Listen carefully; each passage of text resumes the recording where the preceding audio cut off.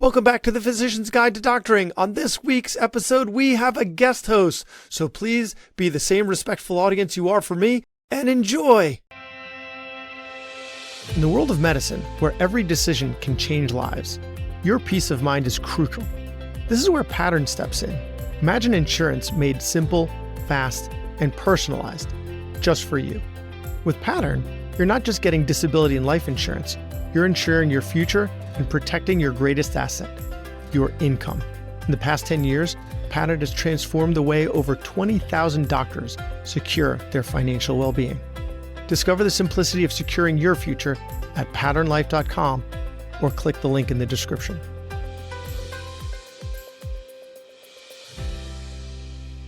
Have you ever wondered what it would be like to have an expert physician help you dissect how your workday is going, how you cope with all your charting, and help you figure out new efficiencies and better ways to do things?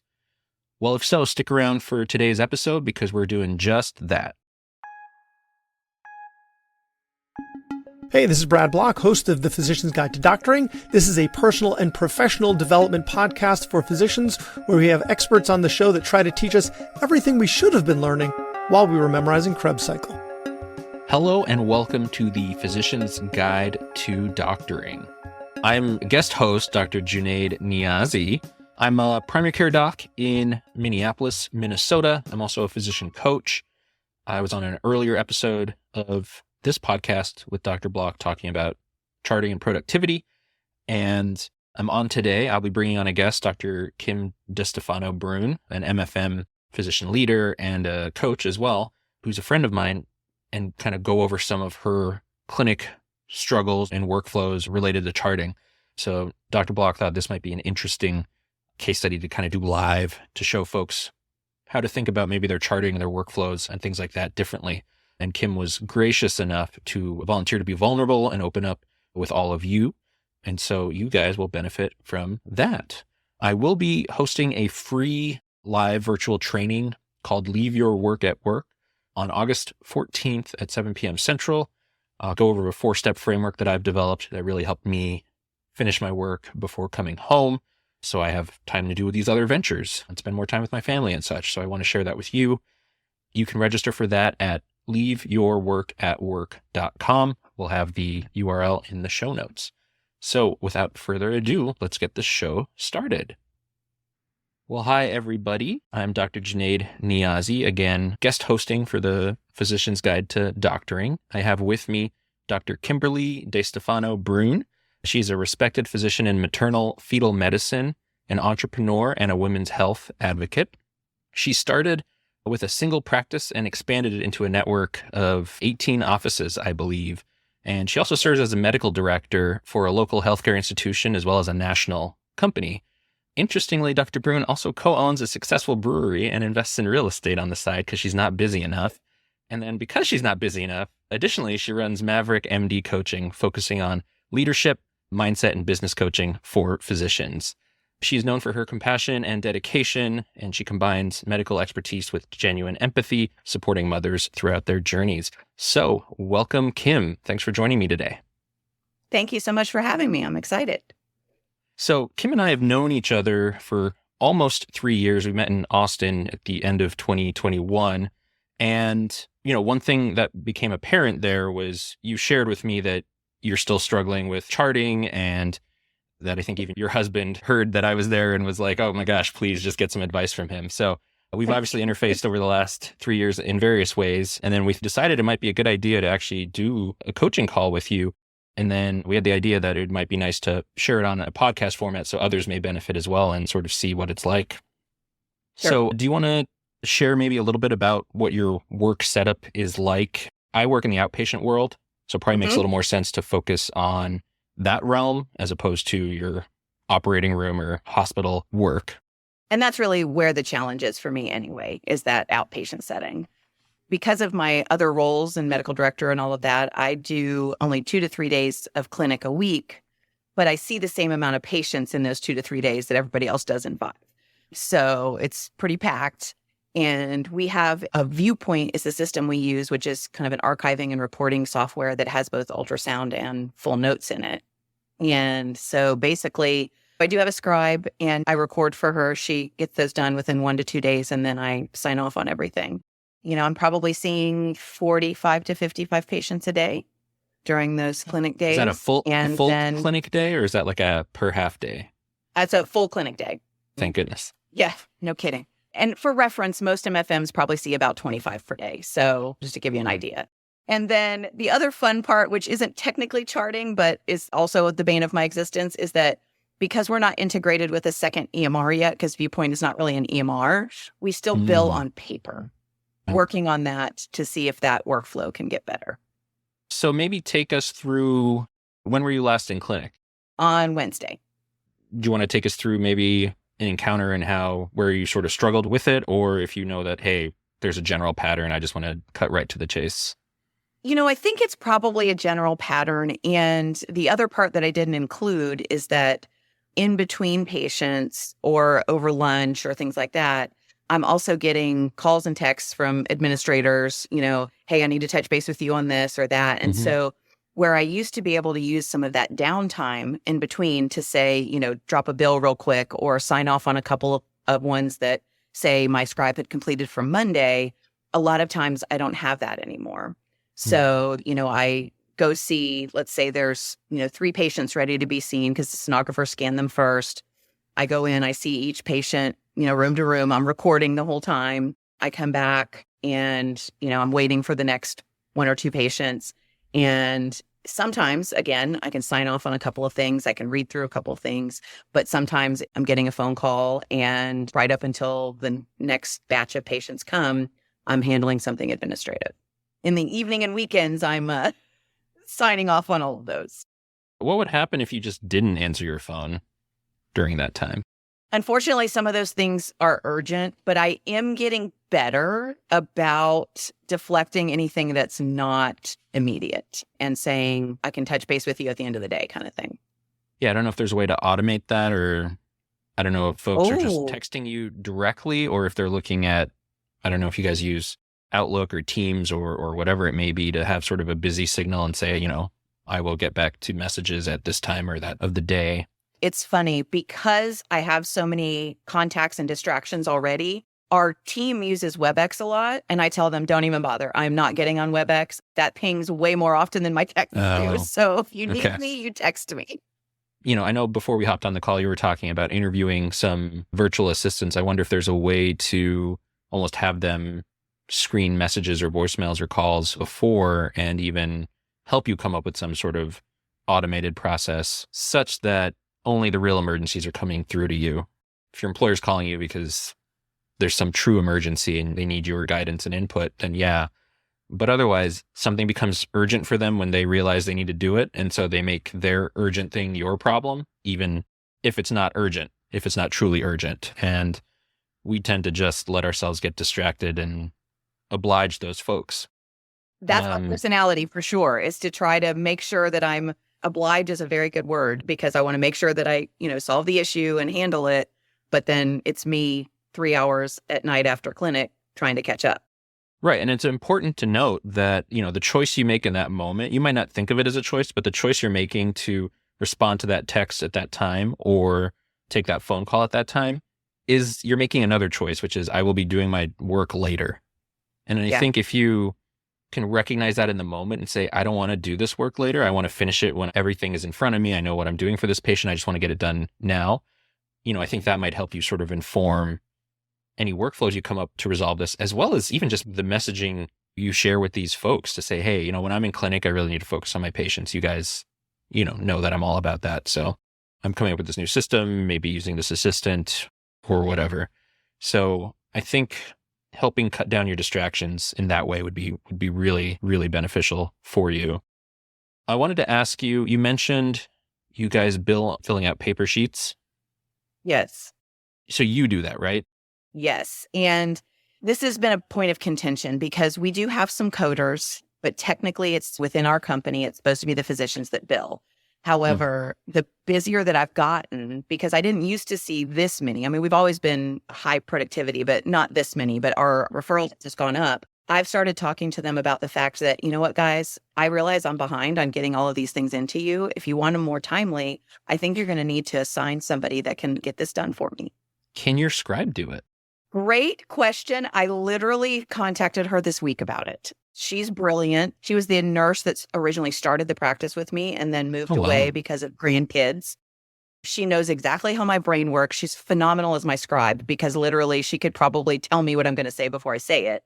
And she's very knowledgeable. And so I think I could easily teach her medical decision making, which is really what we're billing on outpatient visits for most of ours. And so we're going to do a trial of that.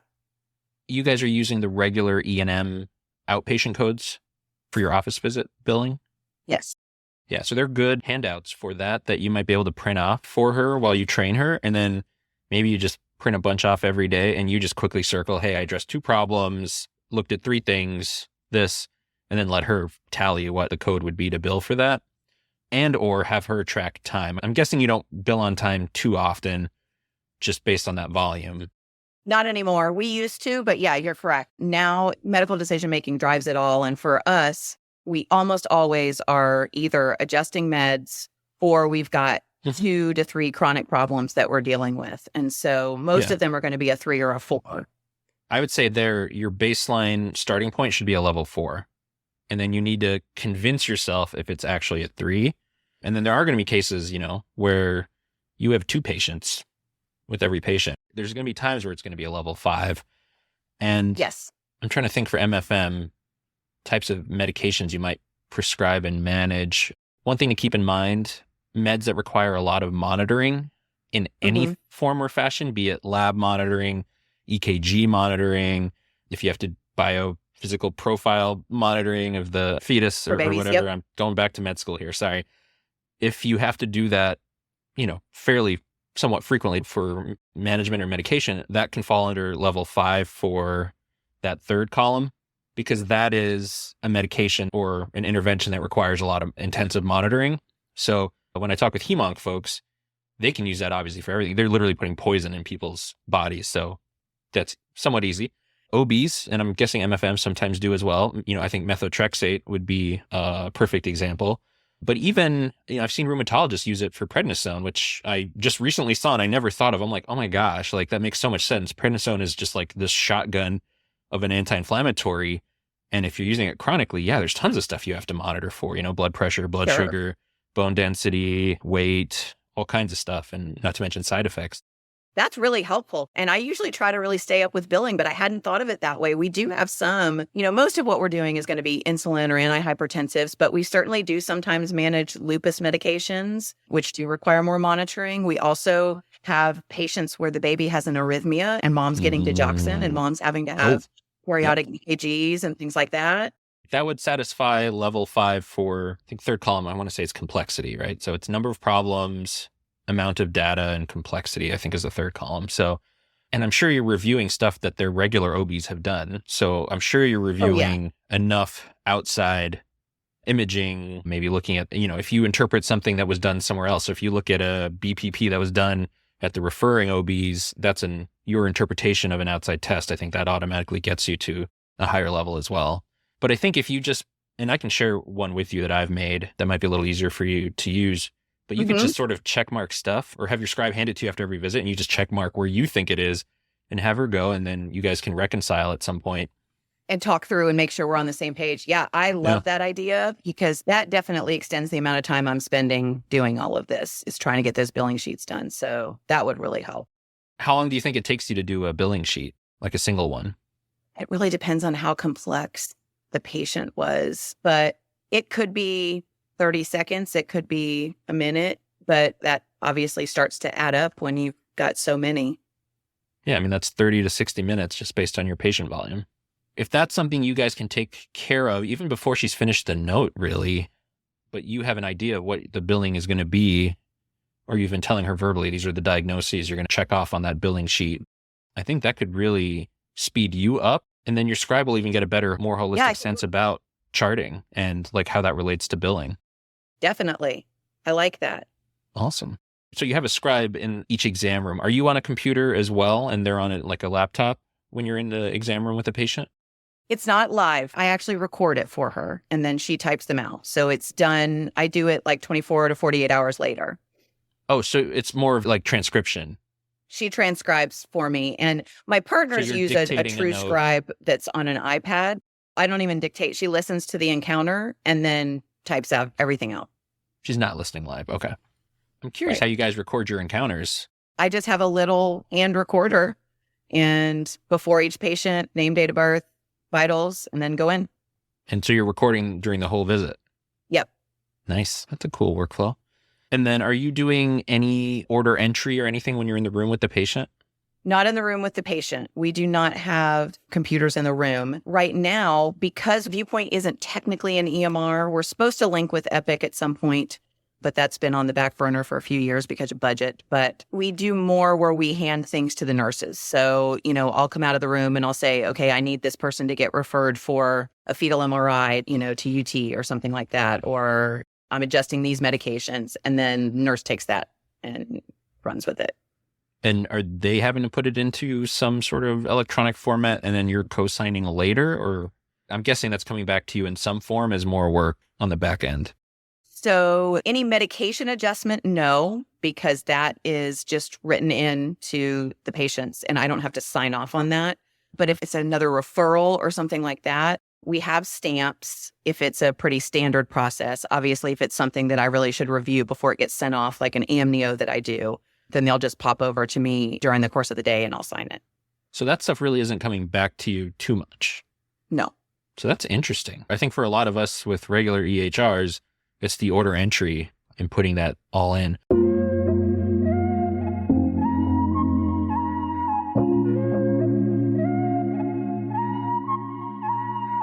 It's the end of another busy day. You just saw 20, 30 patients, maybe more. Instead of heading home for dinner with your spouse or playing with your kids, you now begin your night job, charting. Charting is critical for patient care, billing, and medical legal liability. But it steals our focus from our patients, eats away at our time with our families, and keeps us up at night. The burden of always having another chart to complete drains all of us. Freed listens, prepares your notes, and writes patient instructions for you. Charting is done before your patient walks out of the room. Wait, because it gets better. Freed learns your style over time. It's AI, just like a human scribe would, except it will never quit on you. Freed is loved by 3,000 plus clinicians from every specialty. It's HIPAA compliant, takes 30 seconds to learn, and costs only $99 a month. You can try Freed for free right now by going to freed.ai, Freed.ai. Listeners of the Physician's Guide to Doctoring can use the code PGD50 for $50 off the first month. Is there a way, instead of you tracking down a nurse afterwards to give them like verbal orders for stuff, is there a way that maybe you have your scribe listening to your recording, but is there a way you can bring one of them into the room with you such that they can just put those orders in or they can jot them down so you guys can just review them at the end? I'm not sure how that would work just because, for instance, one of the offices, if there's 110 patients being seen that day between two docs, we've only got 4 nurses. Pulling them in might be tough, but it's not too bad because they all sit in one central area and they all help all of the docs. So literally it's me walking past the patient's room, popping in, handing them the chart. So I think that workflow doesn't hurt too much unless they're all busy and I'm tracking somebody down. Have you guys tried to staff up more since your volumes have gone up? Oh, yes. Is it hard to find people to work in healthcare? Very hard to find people. And then, of course, as you know, I do work for one of the large healthcare companies. So they're always looking at, FTE ratios and things like that. And so that part can get fun. I'm just going to sigh once, then I'm going to move on. Okay. Yeah. And then do you have to generate any sort of after visit paperwork for your patients that you're having to hand to them? Or how do the patients know what's going on at the end of the visit? Like what their next steps are? Because we're more short term, obviously just the duration of a pregnancy, like you said, for BPPs or things like that, a lot of those patients, we're going to be seeing them weekly. Mm-hmm. And so we have a form that we give them in the room that we fill out immediately with what their follow-up appointment is and what it's going to be for. And then they go up front and the front handles all of that. Okay. So you kind of have a little routing slip thing. You just check boxes and write. Yeah. timeframes, and that sounds pretty efficient and fast for you? Yeah, and the timeframes are actually already built in. We used to have to write all of it, but it literally will have like, you might check, okay, I need a follow-up BPP in a week, and it'll show that's a 30-minute appointment. Or I need a follow-up anatomy in 4 weeks, that's a 45-minute appointment. And so automatically the front knows, okay, this is what I'm booking them for. And then are there times where, I know you do some procedures and such at times too that come up. Do you have designated clinic for that, like a half day once a week where you do procedures or anything like that? We don't. So for instance, in-clinic amnios and CVSs, which are, the invasive testing, those come up as they come up. So they will be, if it's a known abnormality where they might want one, it'll be booked as such so that we have ample time. But then sometimes something walks in the door that you're not expecting and you end up needing to do an amnio. So that doesn't have set aside times. And then the cerclages, like I was doing yesterday when we had to reschedule, you can't really have blocked time for all of those because some of those are urgent. So preventative cerclages, yes, I usually do those on a Monday evening. But if I have somebody that comes in who has a short cervix or is dilated and we're trying to do what's called a rescue, then that has to be done that day, kind of thing. I'm guessing just based on the volume you're seeing, you're just double booking slots, or just everyone has their own designated appointment time? Everybody has their own designated appointment time, but there is overbooking, obviously. For instance, in a day like on Wednesday, there's 2 of us in the office. We have 12 rooms, so each physician has 6 rooms. We try not to book across more than 6 per physician, but we also have to take into account how many sonographers we have in the office that day. So if we only have 10 because we're down 2 sonographers, then we'll try to only book 5 across and then have some overflow rooms. So it just depends. But doing a matrix in MFM is incredibly difficult because, for instance, for primary care, you're saying, okay, I'm going to see this number of new, person annual visits. I'll block this for an acute problem or something like that. For us, I may have, on Monday, I had 17 new patients because they had things that needed to get in within 48 to 72 hours. Yeah. Well, I mean, I know you guys, you might not look at it per se as thriving, but you guys have a healthy supply of patients coming in. So I'm sure if you want to throw at the end of this an ad for anyone who wants to come practice with you who's MFM. We just ran our numbers, and for the first 6 months of 2023, compared to first 6 months of 2024, we had an increase of 5,000 new referrals. For 2024 over 2023? Yes. Wow. 5,000? Jeez Louise. Okay. So yes, a healthy patient base for anybody who wants to practice MFM with you in the Austin, Texas area. And your brewery's there pretty close by. That's true. That is always fun. So the reason I was asking you about how patients were scheduled and if the procedures are known is there's sometimes a way to move faster through the day if you use something called wave scheduling, where you double book on purpose 2 appointments and then you just double the time for each appointment. So if you're doing 15-minute appointments, let's say, so normally you'd have an 8, an 8:15, an 8:30, and so on. You would book 2 30-minute visits starting at 8 to 8:30, and then the nurse is rooming the hopefully non-procedure one so that you can start seeing them, and then they're prepping for the procedure right after they finish rooming the non-procedure one. And so you have the same amount of time allocated for both patients. It just tends to be less stressful, and people actually tend to move faster that way. We actually do that in practice because it does show like any procedure that's planned will be coded with this bright pink on there. And they try to not put a procedure next to, let's say, 2 or 3 other new patients. It's staggered a little bit. And then they may bring one back, prep the procedure. So in practice, it's done that way. And the team knows to kind of approach it that way. That's great that you guys do that. And then did you say your remote scribe gets things back to you within 24 hours and you take another 24 hours or so to close it? Or does she get it back to you sort of right away, right after the visit? Or what's your workflow there? No, it's about 24 hours or so. If there's something urgent, then at the end of the day, I'll touch base with her really quick and say, hey, I had to send this one for admission. Can you get that one done, kind of thing. And then is she just sending you all of the transcriptions for you to review? Or is she doing that live, like with you, like you guys are on a Zoom or a phone call and you're going over the notes? Oh, no. So she types it all into Viewpoint, which is our reporting software. And then I just go in, review it. And we have a lot of templates and other things that are already built in there that then are just modified. So then I review it and then send it off. Would it be any faster for you while you're reviewing her note, just dictate changes you would make and then send it back for her to finalize? So you're not having to type in changes? I would say that's a hard one because most of the time, if it's a change, it's like a couple words just because she's so good. I would say if it was a whole long thing, then yeah, what I would do in that case is I would hop on a call with her usually and say, hey, I want to make sure we're addressing this, this, this, and this. Can you revise the note for me? And that entirely, I mean, you nailed it. It just depends on what level of editing you're having to do. So, I mean, it sounds like you're making do pretty well with what you're working with, honestly. So hopefully one day you'll have a real EHR and then you can gripe about EHRs with the rest of us in solidarity. Right. I mean, I think the biggest thing is maybe that, you really latched onto that word oblige, and maybe there's some accommodating, people-pleasing tendencies built in there. I know that you coach other people on those things too, so I know you're well aware of those. Have you done work to sort of look at where and how am I people-pleasing? How does that impact me later? And what can I do to limit that? So I definitely have. I've reduced it already because I used to accept meetings even when I was in clinic and try to even be on a Zoom meeting while I'm seeing these gazillion patients. And finally I was like, nope, no more. We're done.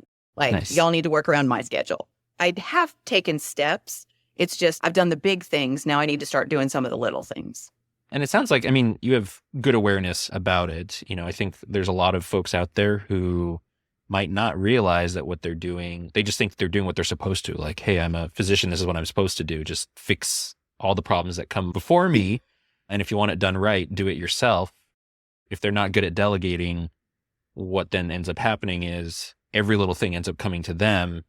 And if they do it, that in some ways disempowers the team that they already have, what Right. little team infrastructure they may have, from doing those things in the future, and then more gets dumped on them, and it just sort of compounds that way. So just from knowing you, I know when you recognize that there's a boundary that needs to be in place, I think you're going to be one to put it in and enforce it, because those are the two things you need for a boundary: is what is the boundary, and then how are you going to enforce it? So, I think for folks listening, some of the things we talked about is, and I didn't state this clearly at the time, but when you have a scribe or somebody else working with you, your workflows actually have to change. You can't just add a scribe in and do what you've always been doing and things are magically going to get better. You actually have to sort of think, this person is doing these tasks for me.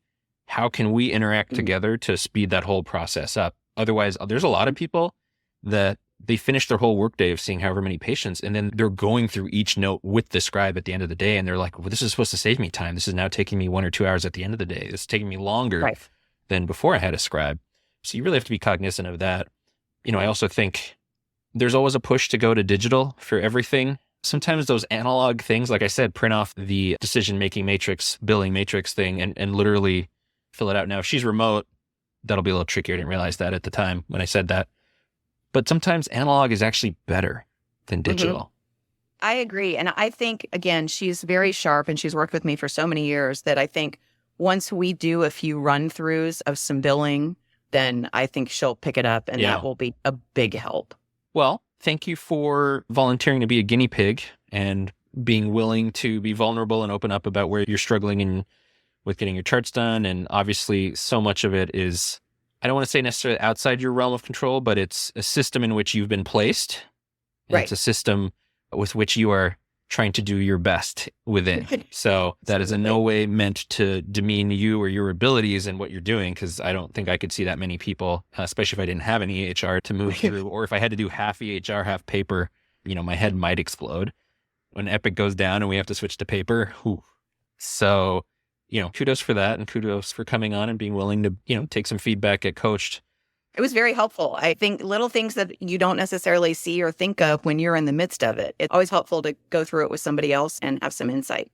There's some sort of quote that I always mess up, that it's hard to read your label when you are the bottle or inside the bottle or something like that, right? Okay. Like I always butcher that.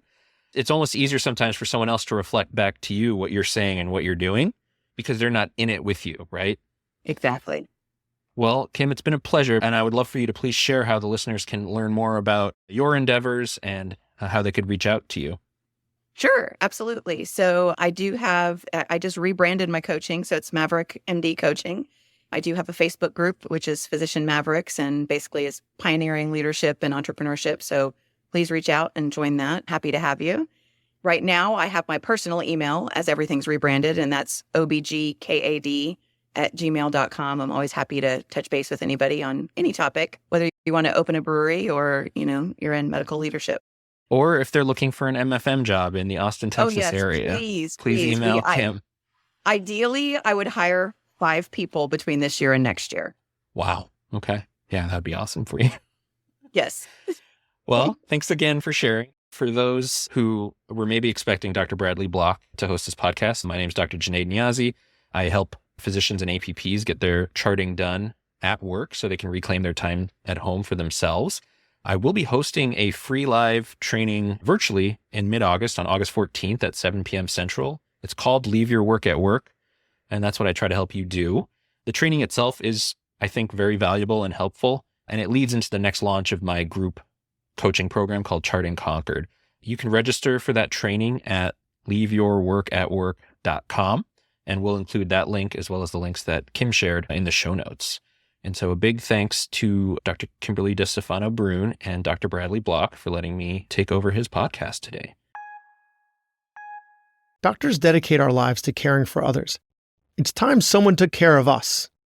Visit patternlife.com to simplify your path to peace of mind. Patternlife.com, simplifying your insurance journey. Thanks for listening.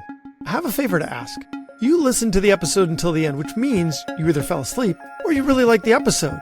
So please share it or like it or comment on a social media post or write us a 5-star review. Something. It would really help me out. And maybe what you learned from this episode can help someone else too. The views expressed in this episode are those of the interviewer and interviewee and don't represent the views of their employer or even their significant other, even though the magic of podcasting make it sound like I'm talking directly to you. This is not a doctor-patient relationship, and this is not medical advice or financial advice or really any advice. Thank us again for listening to The Physician's Guide to Doctoring.